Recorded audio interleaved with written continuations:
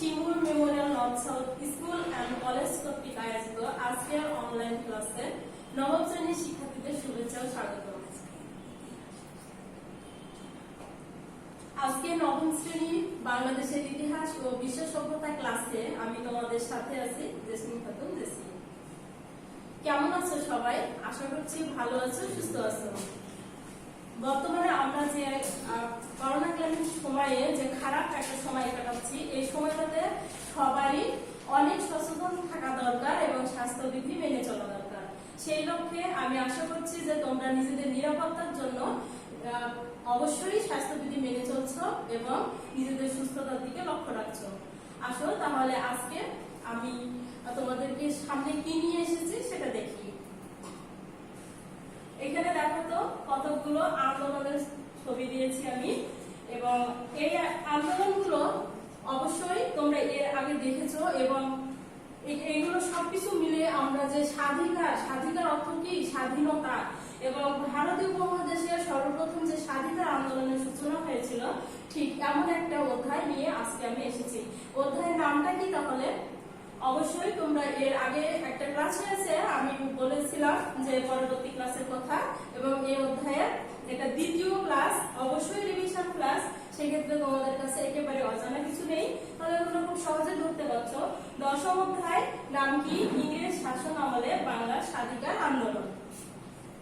এবং ইংরেজ শাসন আমলে বাংলার এই স্বাধিকার আন্দোলনগুলো কেন হয়েছিল, কিভাবে হয়েছিল, তা আমরা বিস্তারিত এই অধ্যায় থেকে জানতে পারবো। শিক্ষণফল আজকের পাঠ শেষে তোমরা কি শিখবে? যে ভারতীয় উপমহাদেশে ইংরেজ শাসন আমলে স্বাধিকার ও রাজনৈতিক আন্দোলন এবং এর ফলাফল মূল্যায়ন করতে পারবে। বিভিন্ন আন্দোলন সম্পর্কে জানতে আগ্রহী হবে। আলোচ্য বিষয়: বাংলার সশস্ত্র বিপ্লবী আন্দোলন, স্বরাজ ও বেঙ্গল প্যাক্ট, বাংলা চুক্তি, লাহোর প্রস্তাবের পটভূমি, লাহোর প্রস্তাব। বাংলায় সশস্ত্র বিপ্লবী আন্দোলন। বাংলায় সশস্ত্র বিপ্লবী আন্দোলন কোথা থেকে আসছিল তার আগে আমি বলবো যে আসলে এই আন্দোলনটা কেন ভারতীয় উপমহাদেশে শুরু হয়েছে সেটা আগে তোমাদের জানা দরকার, তাই না? তাহলে কি হয়েছিল, যখন বঙ্গভঙ্গ রদ হয়, বঙ্গভঙ্গ রদ হওয়ার পরে এই আন্দোলনটা অনেকটা শুরু হতে থাকে, অর্থাৎ এই আন্দোলনের দানা বাড়তে থাকে, বিপ্লবীরা বিভিন্ন পর্যায়ে আন্দোলনটাকে আস্তে আস্তে সামনে এগোতে থাকে। কিন্তু 1911 থেকে 1930 সালের মধ্যে এই আন্দোলনটা অস্তমিত হয়ে যায়। যদিও বঙ্গভঙ্গ রদ হয়েছিল কত সালে? 1911 সালে। তোমরা অবশ্যই জানো যে 1911 সালে বঙ্গভঙ্গ রদ হয়েছিল। এই আন্দোলনটা বঙ্গভঙ্গ রদের আগে থেকে শুরু হয়েছিল, কিন্তু এই পর্যায়ে এসে কিছুটা হলেও আন্দোলনটা থেমে যায়। এবং এই সময়টুকু বাংলার বঙ্গভঙ্গ যখন রদ হয়, এই সময় রদ হওয়ার পরে বাংলা কিছু স্বাধীনতাকামী যুব সমাজকে এই সশস্ত্র আন্দোলনের পথে ঠেলে দেয়। এবং প্রথম পর্যায়ে আন্দোলনটা শুরু হয় 1911 সালের ঠিক আগে থেকে। এই প্রথম পর্যায়ে আন্দোলনের সর্বপ্রথম ইংরেজ ম্যাজিস্ট্রেট কিংসফোর্ডকে হত্যা করার প্রচেষ্টায় ক্ষুদিরামের বোমা হামলার মধ্যে দিয়ে এই প্রথম পর্যায়ের আন্দোলনটা আত্মপ্রকাশ করে। এবং পরবর্তীতে এই আন্দোলনটা কিংসফোর্ডটা ম্যাজিস্ট্রেটকে হত্যা করে, এবং পরবর্তী ঢাকার অনুশীলন সমিতির সংগঠক পুলিন বিহারী দাস ছিলেন এই আন্দোলনের সাথে ওতপ্রোতভাবে জড়িত। এরা সমস্ত অস্ত্র তৈরি থেকে শুরু করে বোমাবাজি এবং এমনকি গুপ্ত হত্যা এবং ডাকাতির মতো কার্যকলাপের মাধ্যমে এই আন্দোলনটাকে বেগবান করে রেখেছিলেন। এবং পরবর্তীতে ইংরেজ ম্যাজিস্ট্রেট ফুলারকে হত্যার চেষ্টা করা হয়, এবং পরবর্তীতে আবারও ফুলার হত্যা করার প্রচেষ্টার পর রাসবিহারী বসুর পরিকল্পনা অনুযায়ী ইংরেজ গভর্নর হার্ডিংকে হত্যার পরিকল্পনা করা হয় এবং বোমা হামলা চালানো হয়। সেখানে হার্ডিং বেঁচে যান, কিন্তু ইংরেজ সরকার রাসবিহারী বসুকে ধরার জন্য 1 লক্ষ টাকা পুরস্কার ঘোষণা করে। এরই মাঝে এই আন্দোলনটা প্রথম পর্যায়ের আন্দোলনটা থেমে যায়। দ্বিতীয় পর্যায়ের আন্দোলনটা শুরু হয় 1912 সাল থেকে। 1912 সাল থেকে দ্বিতীয় পর্যায়ের আন্দোলন শুরু হওয়ার পর এই আন্দোলনের সাথে ওতপ্রোতভাবে জড়িত থাকে থাকেন বেশ কিছু বিপ্লবী এবং এরা অস্ত্র তৈরি দেশ বিদেশ থেকে অস্ত্র সংগ্রহ থেকে শুরু করে তখন চলছিল আসলে প্রথম বিশ্বযুদ্ধ। এই প্রথম বিশ্বযুদ্ধের সুযোগে তারা দেশে বিদেশে বিভিন্ন দেশ থেকে তারা অস্ত্র সংগ্রহ করার মতো দুঃসাহসী প্রচেষ্টায় এগোতে থাকে। তার মধ্যে ছিলেন উল্লেখযোগ্য বাঘা যতীন, ডাক্তার যদুনাথ গোপাল এবং নারায়ণচন্দ্র প্রমুখ। দ্বিতীয় বিশ্বযুদ্ধে জার্মানি এবং ইংরেজ প্রতিপক্ষ ছিলেন এবং ইংরেজদের চিরশত্রু ছিল জার্মানি। এই জার্মানির কাছ থেকে সুপ্রিয় শিক্ষার্থীবৃন্দ, দ্বিতীয় বিশ্বযুদ্ধের জার্মানি এবং ইংরেজ প্রতিপক্ষের মধ্যে জার্মানির কাছ থেকে অস্ত্র সংগ্রহের আশ্বাস পান এবং সেখানে এই খবরটা সরকার গোপনে জেনে যান। জেনে যাওয়ার পর বাঘা যতীন সহ আরো বেশ কিছু বিপ্লবীকে গ্রেপ্তার করে এবং এখানে গ্রেপ্তার করার পর তাদের সাথে বন্দুকযুদ্ধে লিপ্ত হন এবং বাঘা যতীন সেখানে গ্রেপ্তার হওয়ার পর নিহত হন। দুইজনের যাবজ্জীবন কারাদণ্ড হয় এবং দুইজনকে ফাঁসি দেওয়া হয়। এ পর্যায়ে এই দ্বিতীয় পর্যায়ের আন্দোলন কিছুটা স্তমিত হয়ে যায়, কিন্তু পরবর্তীতে ইংরেজ গভর্নর ফুলার জ্যাকসনকে হত্যা করার প্রচেষ্টায় এই আন্দোলনটা আবার অনেকটা সামনে এগোতে থাকে এবং এই আন্দোলনের হাত ধরে পরবর্তীতে মহাত্মা গান্ধী 1930 সালে আইন অমান্য আন্দোলন শুরু করেন এবং আইন অমান্য আন্দোলন শুরু করার পর বেশ কিছু বিপ্লবী কার্যক্রম আবারও বাড়তে থাকে এবং পুলিশি যেমন বিপ্লবী কর্মকাণ্ড বাড়তে থাকে তেমনি পুলিশি নির্যাতন বৃদ্ধি পেতে থাকে। বিপ্লবীরা পুলিশ কমিশনারকে হত্যা করার জন্য আগায় এবং পরবর্তীতে সেখানে ভুল করে অন্য এক ইংরেজকে ভুল করে হত্যা করে, যার জন্য পরবর্তীতে পুলিশি তাণ্ডব আরো বাড়তে থাকে এবং গ্রেপ্তারি নির্যাতনও বাড়তে থাকে। বিপ্লবীরা পাশাপাশি লাল বাংলা প্রচারপত্র প্রকাশ করতে থাকেন এবং এই আন্দোলনটা আবারও নতুন রূপে রূপান্তরিত হতে থাকে। এ পর্যায়ে ইংরেজ সরকার 1924 সালে বেঙ্গল অর্ডিন্যান্স জারি করেন এবং এই অর্ডিন্যান্সের বলে অনেক বিপ্লবী নেতা কারারুদ্ধ হতে থাকেন। ঠিক এইরকম একটা সময় এই আন্দোলনটা অস্তমিত হলেও বাংলা একেবারে আন্দোলনটা থেমে যায় নাই। এই পর্যায়ে বাংলার কিছু আবারও নতুন যুব সমাজ এই আন্দোলনের মধ্যে ওতপ্রোতভাবে জড়িত থাকে, যাদের নাম না বললে নয়। এখানে তোমরা দেখো যে স্ক্রিনে দেখা যাচ্ছে কয়েকজন ছবি এবং যারা এই সশস্ত্র বিপ্লবী কর্মকাণ্ডের সাথে সরাসরি যুক্ত ছিলেন।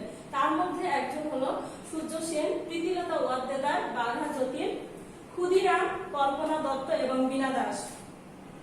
এর মধ্যে বাংলার সব থেকে সাহসী বিপ্লবী কর্মকাণ্ড পরিচালনা করেছিলেন সূর্য সেন, যার জন্ম হয়েছিল চট্টগ্রামে এবং তিনি মাস্টার দা নামে পরিচিত হন এবং তিনি কলেজে অধ্যাপনা থেকে শুরু করে সেখান থেকে বিপ্লবী কর্মকাণ্ডের সাথে জড়িত হন এবং চিটাগাংকে তিনি স্বাধীন বাংলা হিসেবে স্বাধীনতার জন্য ইংরেজ সরকারের বিরুদ্ধে যুদ্ধ ঘোষণা করেন। তিনি সংগঠন গড়ে তোলেন এবং অম্বিক চক্রবর্তী, নগেন্দ্রনাথ পাল এদের সহযোগিতায় যে সংগঠন গড়ে তোলেন, এই সংগঠনের নাম দেন চিটাগাং স্বাধীন সরকার। এই চিটাগাং স্বাধীন সরকার পরবর্তীতে নাম হয় চিটাগাং রিপাবলিকান আর্মি এবং পরবর্তীতে সূর্য সেনের এই বাহিনীর নাম আত্মঘাতী এই বাহিনীর নাম চিটাগাং রিপাবলিকান আর্মি ইংরেজ শক্তির সাথে অসম লড়াইয়ে লিপ্ত হয় এবং যুদ্ধে গোলাবারুদ ফুরিয়ে গেলে সূর্য সেন এবং তার বাহিনীরা পিছু হটতে থাকে। সূর্য সেনকে গ্রেপ্তার করা হয়। গ্রেপ্তার করার পর তাকে চরম নির্যাতন করা হয় এবং তাকে সূর্য সেনকে গ্রেপ্তার করা হয় 1933 সালে। 34 সালে সংক্ষিপ্ত বিশেষ ট্রাইব্যুনালে তার বিচারে ফাঁসির আদেশ দেওয়া হয় এবং 1934 সালে 12 জানুয়ারি তাকে চরম নির্যাতন করে ফাঁসি কার্যকর করা হয় এবং তার লাশটা বঙ্গোপসাগরে ভাসিয়ে দেওয়া হয় এবং সূর্য সেনের আত্মঘাতী বাহিনীতে বা তার সংগঠনের সাথে নারী যোদ্ধারা ওতপ্রোতভাবে জড়িত ছিলেন। তিনি হলেন প্রীতিলতা ওয়াদ্দেদার। এই সাহসী নারী এবং তার সাহসিকতার জন্য তাকে চট্টগ্রাম ইউরোপিয়ান পাহাড়তলি ক্লাব আগমনের নেতৃত্ব দেওয়া হয় এবং তিনি সূর্য সেনের বাহিনীর সাথে ওতপ্রোতভাবে জড়িত ছিলেন এবং তার সাথে সহযোগিতা করছিলেন কল্পনা দত্ত এবং বীণা দাস।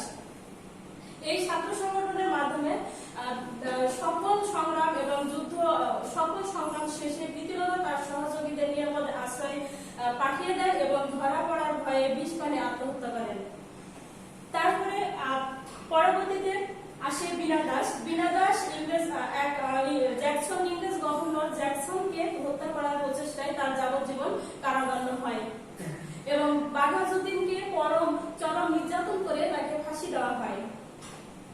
শেষ হয়ে যায় এখান থেকে বাংলার এই সশস্ত্র বিপ্লবী আন্দোলনের দ্বিতীয় পর্যায়টা কিছুটা থেমে যায়, কিন্তু পরবর্তীতে একেবারে চিটাগাঙে এই আন্দোলনটা অব্যাহত রেখেছিল সেখানকার বিপ্লবীরা। এবং 1934 সালে ইংরেজদের ক্রিকেট খেলার আয়োজন করা হয় চিটাগাং ক্লাবে, এবং সেখানে তারা বোমা হামলার মাধ্যমে জানিয়ে দেয় তাদের অস্তিত্বের কথা। সশস্ত্র আন্দোলনের ব্যর্থতার কারণ, এই সশস্ত্র বিপ্লবী আন্দোলন ব্যর্থতার কারণ ছিল জনসমর্থনের অভাব। এখানে এই আন্দোলনটা যেহেতু বোমাবাজি, অস্ত্র হামলা, গোলা বারুদ এবং ডাকাতি, গুপ্ত হত্যার মাধ্যমে এই আন্দোলনটা সংঘটিত হচ্ছিল, যার কারণে সাধারণ জনগণ এর থেকে দূরে সরেছিলেন। এছাড়াও এই আন্দোলনের জন্য ব্যর্থতার পিছনে যত কারণ ছিল তার মধ্যে অন্যতম হচ্ছে গণবিচ্ছিন্নতা। জনগণ এই আন্দোলন থেকে দূরে সরেছিলেন। গুপ্ত সমিতির দ্বারা এই আন্দোলনটা পরিচালিত করা হতো, যার কারণে এই এক এক সমিতির সাথে অন্য সমিতির কোনো যোগসাজশ ছিল না, বিধায় এই আন্দোলনটা সফল হতে পারে না। নিরাপত্তার কারণে গোপনে পরিচালিত হয়। এই সশস্ত্র বিপ্লবী আন্দোলনের সাথে বেশ কিছু শিক্ষিত যুব সমাজ জড়িত ছিল, যাদের নিরাপত্তার কারণে এই আন্দোলনটা গোপনে পরিচালনা করা হতো। বৃহত্তর মুসলিম সম্প্রদায় দূরে থাকা, বৃহত্তম মুসলিম সম্প্রদায় এই আন্দোলন থেকে দূরে ছিলেন এই কারণে যে এই আন্দোলনের কিছু বাধ্যবাধকতা ছিল। হিন্দু ধর্মের বা অন্য কোনো ধর্মের কোনো আচার এখানে বাধ্যবাধকতা ছিল, যেমন কালীর সামনে শ্লোক পাঠ করা, গীতা স্পর্শ করা, যার কারণে মুসলিম সম্প্রদায় মনে করত যে এই আন্দোলনে থেকে তাদেরকে দূরে থাকা উচিত এবং তাদের ধর্মীয় ব্যাপারে তারা আন্দোলন থেকে দূরে ছিলেন। হিন্দু ধর্মীয় আচার অনুষ্ঠানের যে বাধ্যবাধকতা, এর জন্য এই আন্দোলনটাকে মুসলমান সমাজ ভালোভাবে নিতে পারে নাই। স্বরাজ ও বেঙ্গল প্যাক্ট। 1922 সালে মহাত্মা গান্ধী অসহযোগ আন্দোলন প্রত্যাহার করে নেন এবং এই অসহযোগ আন্দোলন প্রত্যাহারের সঙ্গে সঙ্গে কারাগার থেকে মুক্তিপ্রাপ্ত কংগ্রেসের অনেক নেতারা কারাগার থেকে মুক্তি পান এবং এই মুক্তিপ্রাপ্ত নেতাদের সঙ্গে যে কংগ্রেসের ভবিষ্যৎ কর্ম পরিকল্পনা নিয়ে চিত্তরঞ্জন দাস এবং মতিলাল নেহরুর সঙ্গে মতবিরোধ দেখা দেয় এবং যে কংগ্রেসের ভবিষ্যৎ কর্ম পরিকল্পনা ঠিক কিরকম হবে। এ পর্যায়ে সি.আর. দাসের একাংশের সমর্থনে স্বরাজ দলের সম্পাদক হিসেবে নিযুক্ত হন চিত্তরঞ্জন দাস এবং কংগ্রেসের একাংশ সমর্থন ছিল চিত্তরঞ্জন দাসকে এই স্বরাজ দলের সম্পাদক হিসেবে নিযুক্ত করার জন্য। এছাড়া অন্যতম সম্পাদক হিসেবে নিযুক্ত হন মতিলাল নেহরু। তাহলে এখানে কোশ্চেন যে মতিলাল নেহরু কে ছিলেন? স্বরাজ পার্টির অন্যতম সম্পাদক ছিলেন। স্বরাজ দলের কর্মসূচি। আইনসভায় স্বরাজ দলের এইভাবে তারা কর্মসূচি দেয় যে যেহেতু ছিল হিন্দু মুসলিম সমস্যার সমাধানের জন্য এবং ভবিষ্যতে তাদের কর্ম পরিকল্পনা কিরূপ হতে পারে সেই নিয়ে যেহেতু এই পার্টিটার গঠন ছিল, সেক্ষেত্রে তাদের প্রধান উদ্দেশ্য ছিল আইনসভায় প্রবেশ করে সরকারি সকল কর্মকাণ্ডের বিরোধিতা করা এবং 1919 সালে যে সংস্কার আইন প্রণয়ন করা হয়েছিল সেই আইনটাকে অকার্যকর করে দেওয়া, সরকারি বাজেটকে প্রত্যাখ্যান করা এবং মন্ত্রিসভার পতন ঘটানো, বিভিন্ন প্রস্তাব বিল উপস্থাপনের মধ্যে দিয়ে জাতীয়তাবাদী চেতনা এবং কর্মকাণ্ডকে জোরদার করা ছিল এই দলের কর্মসূচি। এছাড়া বিদেশি শাসনকে অসম্ভব করে দেওয়া, অর্থাৎ ইংরেজদের যে শাসন দানা বেঁধে উঠেছিল ভারত উপমহাদেশে এবং তারা যে ভারতীয়দের জীবনটাকে বরবাদ করে দিচ্ছিল, তাদের এই শাসনটাকে অসম্ভব করে দেওয়া ছিল এদের কর্মসূচি। অন্যতম স্বরাজ দলের কার্যাবলী। 1919 সালে ভারত শাসন আইন বা মন্টেগু-চেমসফোর্ড আইনটাকে সংস্কার করা এবং এই সংস্কার আইন অনুযায়ী 1923 সালে দ্বিতীয়বারের মতো নির্বাচন অনুষ্ঠিত হয়। এই নির্বাচনে স্বরাজ দল অংশগ্রহণ করে এবং বাংলা ও মধ্যপ্রদেশে কেন্দ্রীয় আইনসভায় সংখ্যাগরিষ্ঠ দল হিসেবে আত্মপ্রকাশ করে। বিজয়ের কৃতিত্ব ছিল এই দলের যে নির্বাচনের ব্যবস্থা হিসেবে গড়ে তোলা এবং সেখানে এই বিজয়ের কৃতিত্ব ছিল চিত্তরঞ্জন দাসেরই এবং চিত্তরঞ্জন দাস মুসলমানদের সমর্থনে আইনসভায় স্বরাজ দলের ভিড় শক্ত করতে সক্ষম হয়েছিলেন এবং চিত্তরঞ্জন দাসের নেতৃত্বে এই স্বরাজ পার্টি জনসমর্থন লাভ করেছিল। বাংলা চুক্তি। বেঙ্গল প্যাক্ট স্বাক্ষরিত হয়। ভারতীয় উপমহাদেশের রাজনীতিতে হিন্দু মুসলমান সমস্যা গভীরভাবে উপলব্ধি করেছিলেন স্বরাজ দলের নেতা চিত্তরঞ্জন দাস এবং চিত্তরঞ্জন দাসের নেতৃত্বে বেঙ্গল প্যাক্ট বা বাংলা চুক্তি সম্পাদনা করা হয়। এই চুক্তিতে বাংলার পক্ষে হোসেন শহীদ সোহরাওয়ার্দী সমঝোতা চুক্তিতে স্বাক্ষর করেন এবং অপর পক্ষে কংগ্রেস নেতা সুভাষ চন্দ্র বসু এই চুক্তিতে স্বাক্ষর করেন। চিত্তরঞ্জন দাসকে বলা হতো দেশবন্ধু এবং চিত্তরঞ্জন দাসের জনসমর্থন থাকায় তার নামে বিভিন্ন ধরনের স্লোগান, যেমন দেশবন্ধু চিত্তরঞ্জন দাস, তাকে বলা হতো স্বাধীনতা সংগ্রামী এক মহান দানবীর। তিনি এনেছিলেন সাথে করে মৃত্যুহীন প্রাণ, মরণে তাহাই তিনি করে গেছেন দান। এইরকম তার জনসমর্থন বাড়ানোর জন্য এই ধরনের স্লোগান সে সময় ভারতবর্ষে বলবৎ ছিল। এছাড়াও যে কংগ্রেস নেতা সুভাষ চন্দ্র বসু এই চুক্তিতে স্বাক্ষর করেন এবং সুভাষ চন্দ্র বসুর চিত্তরঞ্জন দাসের এই সমঝোতার মাধ্যমে বেঙ্গল প্যাক্ট বা বাংলা চুক্তিগুলো ছিল নিম্নরূপ।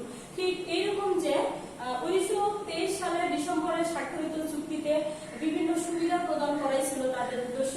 যেমন ছিল স্বায়ত্তশাসন প্রতিষ্ঠিত হলে বাংলার প্রত্যেক সম্প্রদায় নিজ নিজ অধিকার পাবে এবং লোকসংখ্যার অনুপাতে তাদেরকে স্বতন্ত্র নির্বাচনের প্রথায় বাংলাদেশের ব্যবস্থাপক পরিষদের প্রতিনিধিদের ব্যবস্থা করা হবে।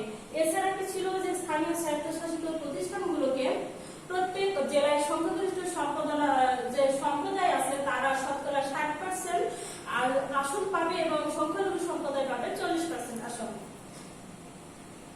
সরকারি দপ্তরে মুসলমানদের জন্য শতকরা 55% চাকরির জন্য ব্যবস্থা করতে থাকবে এবং পুরো সম্প্রদায়ের মধ্যে ধর্মীয় বিষয়ে আইন পাস করতে হলে উক্ত সম্প্রদায়ের সাথে আলোচনা করে সেটা করতে হবে। মসজিদের সামনে গান বাজনা সহ কোনো মিছিল করা যাবে না এবং গরু জবাই করার ক্ষেত্রে কারো কোনো হস্তক্ষেপ করা যাবে না। বেঙ্গল প্যাক্ট অবসান।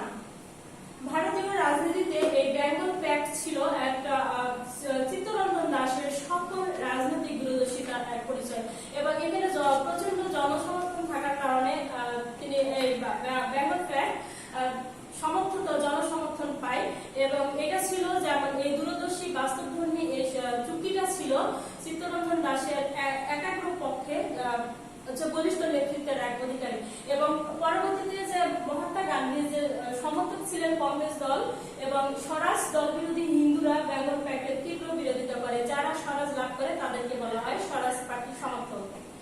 একদিকে এই বেঙ্গল প্যাক্টটাকে বিরোধিতা করেছিলেন হিন্দু মহাসভার শুদ্ধি এবং সংগঠন এবং মুসলমানদের তাবলিগ ও তানজিম। এদের বিরোধিতার কারণে এই বেঙ্গল প্যাক্ট সফল হয় নাই এবং এমনকি ছিল যে চিত্তরঞ্জন দাসের বেঁচে থাকতে এই বেঙ্গল প্যাক্ট অকার্যকর হতে শুরু করে। 1925 সালের 16 জুন দেশবন্ধু চিত্তরঞ্জন দাসের মৃত্যুতে হিন্দু মুসলিম ঐক্যের সম্ভাবনাটা বন্ধ হয়ে যায় এবং পরবর্তীতে 1926 সালে কলকাতায় এবং পরে ঢাকায় হিন্দু মুসলিম চরম দাঙ্গা হয় এবং দাঙ্গার কারণে এই বাংলা চুক্তি একেবারেই বন্ধ হয়ে যায়। লাহোর প্রস্তাবের পটভূমি। লাহোর প্রস্তাব বেঙ্গল প্যাক্ট অকার্যকর হওয়ার পরে হিন্দু মুসলিম ঐক্যের পথটা একেবারে বন্ধ হয়ে যায়। এই পর্যায়ে সকল মহল সাইমন কমিশনের রিপোর্টটা অনুযায়ী কংগ্রেসের যে সংস্কার আইন ছিল সেই সংস্কার আইনটাকে পুনরুদ্ধার করে নতুন শাসন আইন চালু করার প্রচেষ্টা করে। ঠিক এ পর্যায়ে 1928 সালে মতিলাল নেহেরু গঠিত কমিটি গঠন করেন এবং এই কমিটি একটা রিপোর্ট পেশ করেন এবং এই রিপোর্টটাকে নেহেরু রিপোর্ট বলে প্রকাশিত হয় এবং এটা ছিল হিন্দু মুসলিম সমস্যার সমঝোতার একটা পথ এবং নেহেরু রিপোর্টটা যখন ব্যর্থ হয়, হিন্দু মুসলিম সমঝোতা আনতে যখন ব্যর্থ হয় তখন মোহাম্মদ আলী জিন্না তার 14 দফা উত্থাপন করেন এবং এই 14 দফার মাধ্যমে লাহোর প্রস্তাব নামে ভারতীয় উপমহাদেশে একটা প্রস্তাব তিনি উত্থাপন করেন। 1930 সালে প্রকাশিত সাইমন কমিশন রিপোর্টটা সকল রাজনৈতিক দল একযোগে প্রত্যাখ্যান করে এবং এই প্রত্যাখ্যান করার পর বিভিন্ন সম্প্রদায়ের যে দিক থেকে চাপ আসে, এই চাপের মুখে ব্রিটিশ প্রধানমন্ত্রী র্যামজে ম্যাকডোনাল্ড সমস্যা সমাধানের জন্য সাম্প্রদায়িক রোয়েদাদ ঘোষণা করেন এবং এই সাম্প্রদায়িক রোয়েদাদ ছিল যুক্তরাষ্ট্রের সরকার ব্যবস্থা প্রবর্তন সম্বলিত ভারত শাসন আইন 1935 সালের দ্বারা প্রবর্তিত হয়। কিন্তু এটা ছিল যে হিন্দু মুসলিম সমস্যার সমাধানের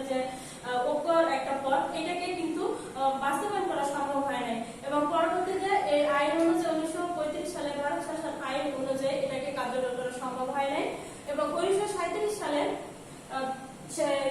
সালে এই আইনের অধীনে প্রাদেশিক স্বায়ত্তশাসন কার্যকর করা হয় এবং প্রাদেশিক স্বায়ত্তশাসন যখন কার্যকর করা হয় তার প্রেক্ষিতে 1938 সালে সিন্ধুতে প্রাদেশিক মুসলিম লীগের সভায় হিন্দু মুসলিম দুটি আলাদা জাতি বলে উল্লেখ করেন জিন্নাহ। এবং এই হিন্দু মুসলিম দুটি আলাদা জাতি হিসেবে উল্লেখ করার প্রচেষ্টা এর আগে কখনো 1937 সালের আগে মোহাম্মদ আলী জিন্নাহ কল্পনা করেন যে হিন্দু মুসলিম দুটি আলাদা জাতি হতে পারে। কিন্তু 1937 সালের পর বিভিন্ন প্রেক্ষাপটে এবং 35 সালের ভারত শাসন আইন অনুযায়ী এবং তার যে যুক্তরাষ্ট্রের সরকার ব্যবস্থা প্রবর্তনের যে প্রচেষ্টা ছিল সেটা অনুযায়ী যে কংগ্রেস এবং ভারতবাসীদের মধ্যে যে সমঝোতা ব্যর্থ হয় বারবার, যার কারণে এই ব্যবস্থাটা উঠে আসে। লাহোর প্রস্তাব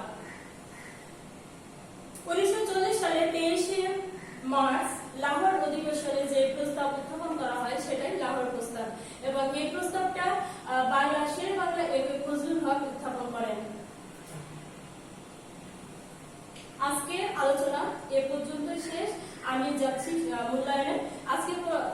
আমি দেখবো যে আজকের আমার আলোচনার মধ্যে গুরুত্বপূর্ণ কি প্রশ্নগুলো ছিল সেগুলো তোমরা মনে রাখতে পেরেছো কিনা। ভারতের জন্ম হয় কত তারিখে? ভারতের জন্ম হয় 1947 সালের 15 আগস্ট। মতিলাল নেহরু কে ছিলেন? মতিলাল নেহরু ছিলেন স্বরাজ পার্টির অন্যতম সম্পাদক। কত সালে লাহোর প্রস্তাব প্রকাশিত হয়? লাহোর প্রস্তাব প্রকাশিত হয় 1940 সালে।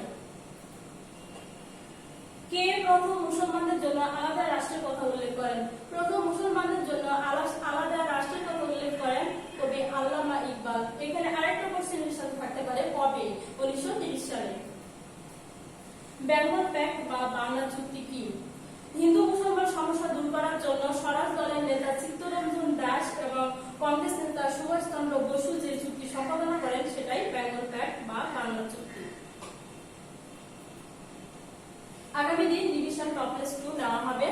সবাই দশম অধ্যায়ের আলোচ্য অংশটুকু ভালোভাবে চর্চা করবে এবং টপলেসের জন্য প্রস্তুত থাকবে। পরবর্তী ক্লাস দেখার আমন্ত্রণ জানিয়ে আজকের মতো এখানে শেষ করছি। ধন্যবাদ, সবাই ভালো থাকবে।